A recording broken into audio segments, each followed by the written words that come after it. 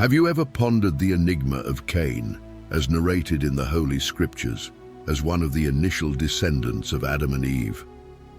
How was he able to find a partner and, even more astonishingly, produce offspring considering Adam and Eve were humanity's sole ancestors? By delving into the depths of the sacred texts, we aim to elucidate this mystery that spans generations.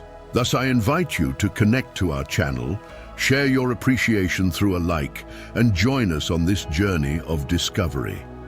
Cain, a figure of significant importance in the Scriptures, emerges as the primary heir of Adam and Eve, marking the dawn of human existence. His relationship with Abel, his younger brother, plays a pivotal role in the tale of sacrifice to the Creator.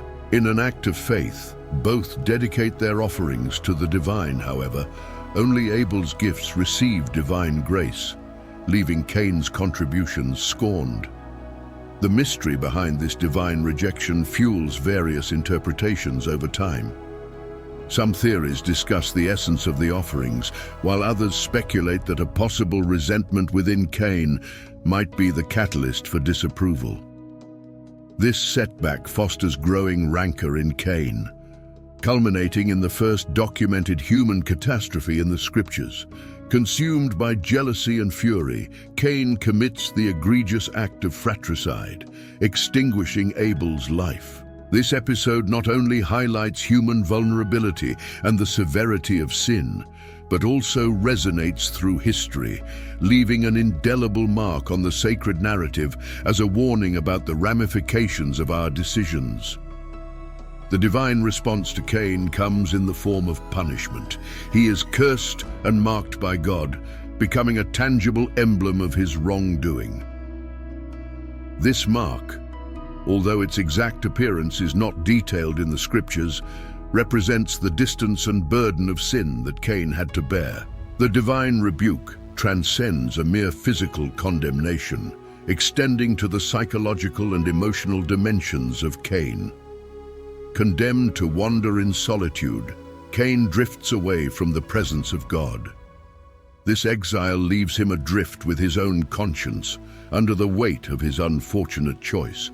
Cain's solitude, now alienated from God and human fellowship, mirrors the depth of the abyss created by sin. This lone pilgrim symbolizes spiritual and emotional alienation. A direct reflection of his actions, the Scriptures narrate Cain's anxiety before the burden of his curse, fearing death upon being discovered. In response to this fear, God places a mark on Cain, ensuring his protection against lethal retaliation. This divine gesture not only safeguards Cain's life, but also demonstrates God's mercy in the face of the consequences of his actions. This then raises the question from the more inquisitive: who were these others that Cain so feared? If we consider only Cain and Abel as the sons of Adam and Eve, the question persists. But do not hurry, for further clarification is found ahead. In the Holy Book, chapter 4, verses 16 and 17, it is revealed that Cain, still wandering, finds a woman and with her starts a family. From this union, Enoch is born, inaugurating a new lineage from Cain. Surprisingly, Cain not only persists after his divine punishment, but also thrives. He founds a city, naming it in honor of his son, Enoch, thus establishing a milestone of resilience and the human capacity to move forward despite setbacks. This decision symbolizes Cain's effort to build a legacy and a community, facing the adversities imposed by his condition as a wanderer. However, it is at this point that the questions intensify. The sacred Scriptures do not provide concrete details about the origin of Cain's wife. In verse 17, the mention is succinct, only indicating that Cain knew his wife. The idea that other human beings already inhabited the earth at the time of Cain, besides his immediate family, serves as an attempt to explain and fill in the gaps left by the biblical text, as well as to address the issues of human population expansion. In this context of conjectures, various interpretations flourish in the attempt to solve these enigmas.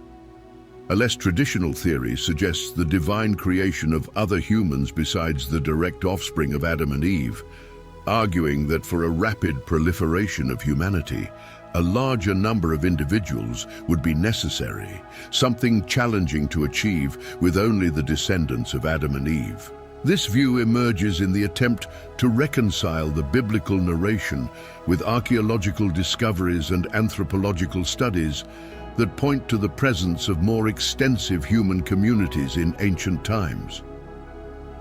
However, it is imperative to stress that such an interpretation lacks direct support in the sacred scriptures and is based on speculations that are not explicitly corroborated by the biblical text. The focus of Genesis is, above all, the lineage of Adam and Eve, without making clear allusions to other coexisting human groups. The prevailing conception suggests that Cain could have married one of his sisters based on the cultural practices and context of that period, as hinted at in the biblical account. Contrary to popular belief, the book of Genesis does not limit the descent of Adam and Eve exclusively to Cain and Abel. The scarcity of specific details could indicate the possibility that they had other descendants not explicitly recorded in the scriptures. This argument is supported by the perception that families of that era had many members and humans lived for considerably long periods. The mention of Cain in the Bible, for example, highlights his long life, reinforcing the viability of Adam and Eve having produced a vast offspring, including sons and daughters who were not directly mentioned in the sacred text. This understanding is significantly reinforced by more closely outlining the biblical narrative. Following the tragic event between Cain and Abel, the narrative continues, and in Genesis 5:4, a mention is made confirming that Adam and Eve had more sons and daughters after the birth of Seth. This passage clearly confirms the presence of an extensive lineage beyond Cain, Abel, and Seth. Within this cultural and temporal context, marriage between siblings was not only tolerated, but seen as essential for the continuity of the human species in the early stages of its history. The social norms of the time, lacking specific prohibitions against such practice, together with survival needs, may have shaped this custom. The absence of clear prohibitions against marriage among close relatives is evidenced in various examples within the biblical narrative itself, where characters married members of their own families. Notably, Abraham and Sarah, who were half-siblings, and Isaac, Abraham's son, who married Rebekah, his cousin. These unions, besides being culturally accepted, were divinely blessed, illustrating not only compliance with the customs of the time, but also the divine sanction that accompanied them. The narrative described in Genesis 24 details Abraham's concern in ensuring a suitable wife for his son Isaac, leading him to send his servant to Paddan Aram with the mission of finding a consort among his own relatives. The servant's encounter with Rebekah by a well and her subsequent choice as Isaac's wife not only reflects the practice of marriage among relatives prevalent in that period, but also underlines the importance given to preserving the family lineage.